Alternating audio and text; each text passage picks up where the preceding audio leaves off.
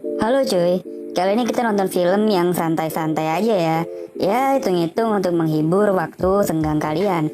Semoga kalian dimanapun berada tetap sehat-sehat aja ya.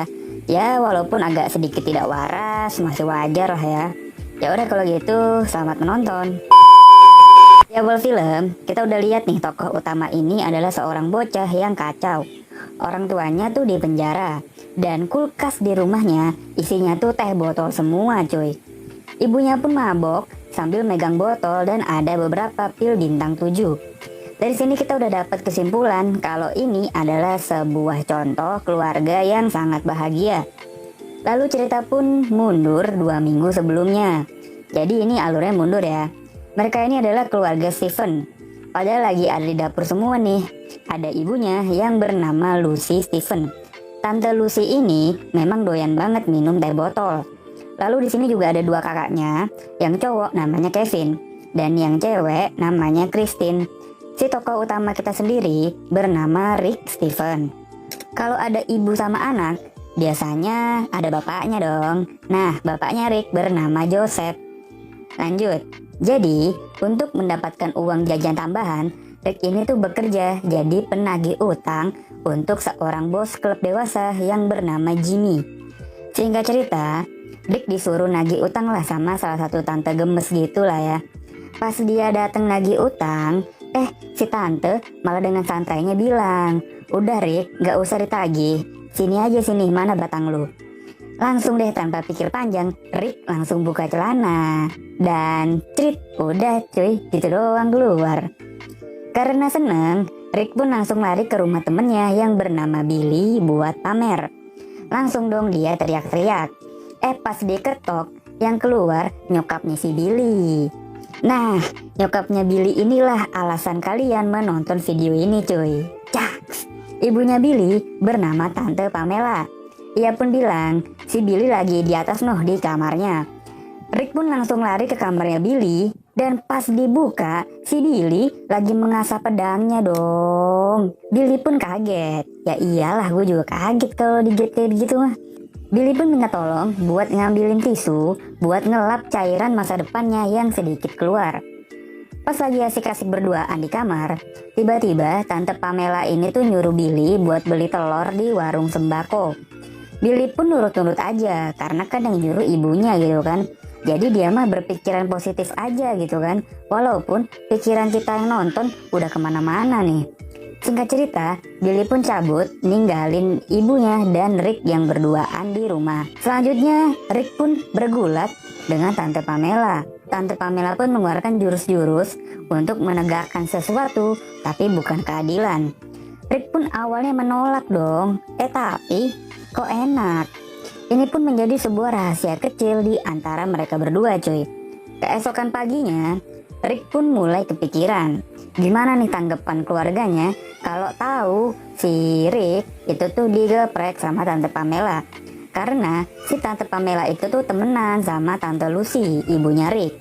Jadi Rick ini takut ibunya bakal marah. Apalagi kalau sampai si Billy tahu. Ini bakal berakibat buruk buat pertemanan mereka dong. Singkat cerita, pas di sekolah, Rick ini diajak taruhan sama Carlis buat jadian sama si Nina. Jadi, Nina ini tuh seorang cewek idola di sekolah mereka. Ya, pasti kalian punya dong cewek cantik di angkatan kalian yang dijadiin rebutan sama semua cowok-cowok di sekolah. Tanpa pikir panjang, Rick pun mengiyakan taruhannya Carlis. Walaupun Rick ini tuh gak kenal sama sekali cuy sama Nina. Akhirnya, Rick pun tersadar akan kebodohan yang sudah ia lakukan. Di tengah keputusasaannya, tiba-tiba muncullah sesosok Holy Spirit. Holy Spirit itu apa ya? Kayak bidadari gitulah ya. Ia pun berjanji akan membantu Rick mendapatkan Nina. Pulang sekolah, Rick pun langsung tancap gas buat kenalan sama si Nina. Karena mereka nih belum saling kenal, ya Rick pun masih ngomong basa-basi gitulah ya. Tiba-tiba cowoknya si Nina dateng dong. Cowoknya sih memang tipe cowok idaman banget lah ya. Keesokan harinya, Rick ini berhasil lah ngajak Nina buat pacaran dengan minjem mobilnya Billy. Mereka pun mampir ke motel untuk nganterin narkoboy buat si Jimmy. Pas mereka mau cabut, Rick ini dengar ada suara bapaknya di salah satu kamar. Nah, mereka pun malah ngerjain bapaknya Rick, yang ternyata bapaknya Rick ini tuh lagi main sama bapaknya Billy, cuy. Pantes lah anaknya nggak bener, karena bokapnya juga nggak bener, cuy. Mereka pun akhirnya ngumpul di sebuah kafe untuk melakukan klarifikasi. Di sini juga Nina kenalan dong sama orang tuanya Rick. Ya sudah tentu bapaknya setuju lah. Pas di kelas pun, akhirnya Rick dan Nina sudah makin akrab nih. Mereka udah mulai saling sapa deh. Singkat cerita, Rick dan Billy dipanggil ke ruang kepala sekolah. Dan secara nggak sengaja, mereka nemuin foto-foto murid cewek di laci kepala sekolah mereka sendiri, cuy. Kepala sekolahnya aja bejat, cuy. Akhirnya, pas pulang sekolah, Rick, Billy, dan Nina pulang bareng nih. Rick pun juga kehabisan akal. Dia pun meminjam sebuah mobil mewah untuk ngajak Nina jalan-jalan keliling komplek.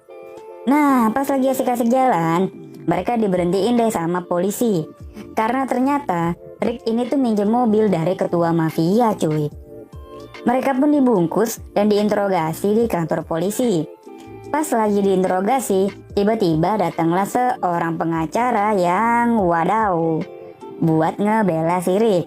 Singkat cerita, mereka pun terbebas dan boleh pulang dari kantor polisi. Dan pas mereka nyampe rumah, Christine kakaknya Rick lagi ngundang temen-temennya buat main, dan mereka pun punya ide nih untuk memanfaatkan keadaan. Jadi Rick dan Billy itu ngundang temen-temennya buat party di rumahnya. Jadi semua teman-teman yang datang itu dimintain duit, cuy. Nah, pas lagi asik-asik narikin duit, tiba-tiba si Nina dateng dong. Dia nih datang buat nanyain gimana keadaannya Rick setelah ditangkap polisi. Di sini kita tahu kalau Nina ini sebenarnya adalah seorang cewek yang lugu dan baik hati. Akhirnya Nina pun diamankan ke kamar supaya menghindari kegaduhan. Ya, seperti biasa ketika seorang laki-laki berduaan di kamar dengan perempuan, yang ketiga adalah Tante Pamela pun datang untuk meminta jatah. Nina pun marah karena tahu kalau Rick itu suka digeprek sama tante-tante. Pas Nina marah, pas banget dia tuh malah nampol polisi yang datang karena ada keributan nih di rumahnya Rick. Jadi si Nina pun diamankan dan dibawa ke kantor polisi dong. Keesokan harinya, Rick pun datang ke kantor polisi untuk menjenguk teman-temannya yang ditahan. Yang gue bingung ya, kenapa Rick nggak ditahan ya? Singkat cerita, mereka pun berantem dan diusir lah sama Nina. Setelah itu Rick pun jadi galau. Dia pun flashback dikit lah gimana hubungannya dia sama si Nina. Dia pun langsung ke kamar. Di kamar dia pun melakukan sesuatu yang sering dilakukan sama orang yang nonton film ini, yaitu menggaruk tiang keadilannya. Tiba-tiba datanglah si bidadari. Si bidadari pun nyuruh Rick untuk bertobat. Ya, singkat cerita dia pun langsung ke gereja.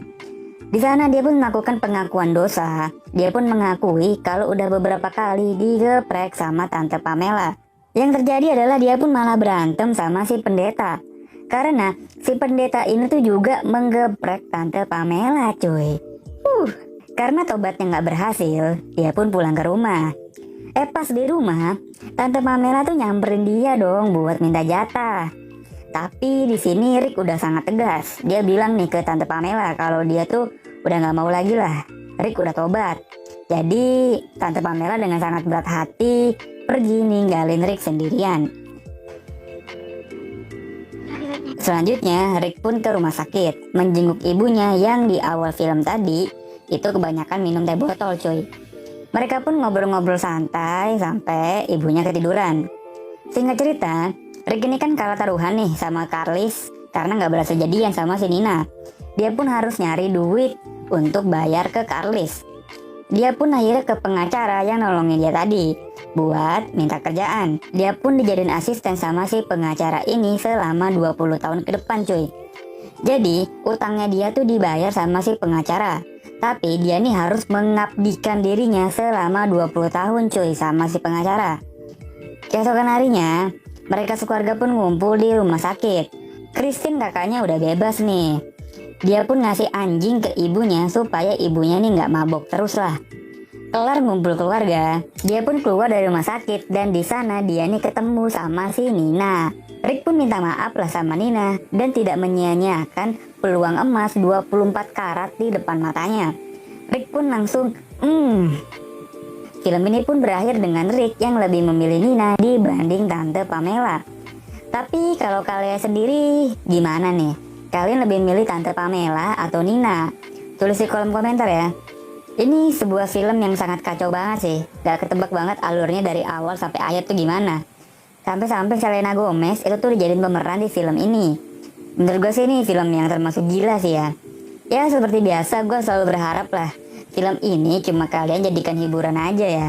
Gue sih gak berharap kalian berusaha untuk menggeprek tante sebelah di rumah kalian.